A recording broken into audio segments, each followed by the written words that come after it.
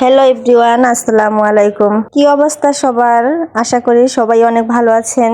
শীত তো প্রায় শেষ পর্যায়ে, তাই আবারও বানিয়ে নিলাম খিরসা পাটিসাপটা পিঠা। আমাদের ভোলার মানুষ ক্ষীর দিয়ে পাটিসাপটা অত একটা বানায় না, খালি পিঠাটাই বেশি পছন্দ করে। দেশে থেকে আমার যা আসছে, তাই তাকে খিরসা পাটিসাপটাটা একটু বানিয়ে খাওয়ালাম। এটার রেসিপি আজকে তোমাদের সবার সাথে শেয়ার করব। এখানে আমি 3 বাটি চালের গুঁড়া নিয়েছি।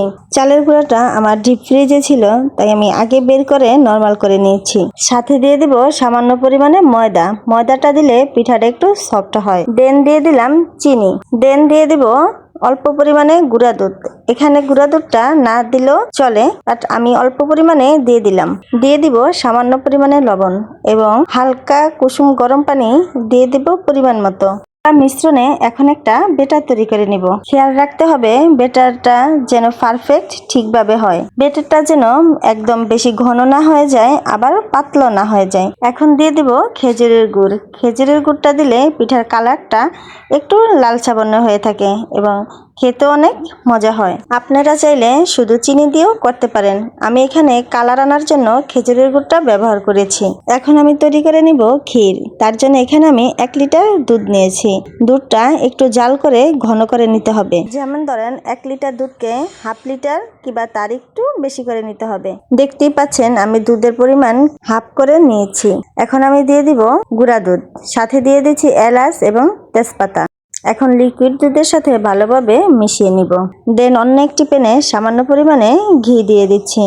এখন তার ভিতরে চালের গুঁড়া দিয়ে আমি একটু ভেজে নেব।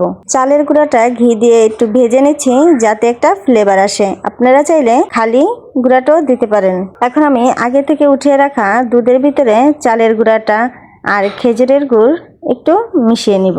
অবশ্যই দুধটা ঠান্ডা হতে হবে, তা না হলে খেজুরের গুড়টা ফেটে যেতে পারে বা দলা বেঁধে যেতে পারে। দেন দিয়ে দিব দুধের ভিতরে। দেওয়ার সাথে সাথে ভালোভাবেই নাড়তে হবে। কিছুক্ষণ জাল করার পরেই দেখবেন ক্ষীরটা ঘন হয়ে আসছে। দেখতেই পাচ্ছেন কিরকম ঘন হয়েছে। এ পর্যায়ে চুলা থেকে নামিয়ে নেবেন, কেননা ঠান্ডা হয়ে আসলে আরো ঘন হয়ে যাবে। দেন একটি প্যানে সামান্য পরিমাণে তেল নিয়ে ব্রাশ করে নেব। আগে তৈরি করা ব্যাটারটা থেকে 1 চামচ ব্যাটার নিয়ে দিয়ে দিব তার উপরে। এখন ভালোভাবে ছড়িয়ে বাবলস ফোলা পর্যন্ত ওয়েট করব। এখন দিয়ে দিব তৈরি করা ক্ষীরটা। ক্ষীরটা দেখতেই পাচ্ছেন রাখাতে কতটা ঘন হয়ে আসছে। এখন উল্টে উল্টে পেঁচিয়ে নিব।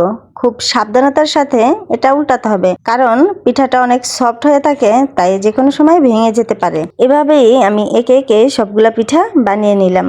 এই পিঠাটা আমার এবং আমার হাজবেন্ডের অনেক পছন্দ। শীত আসলেই মাঝে মাঝে এই পিঠাটা আমাদের বানানো পড়ে। আজ এ পর্যন্তই। আল্লাহ হাফেজ। সবাই অনেক ভালো থাকবেন।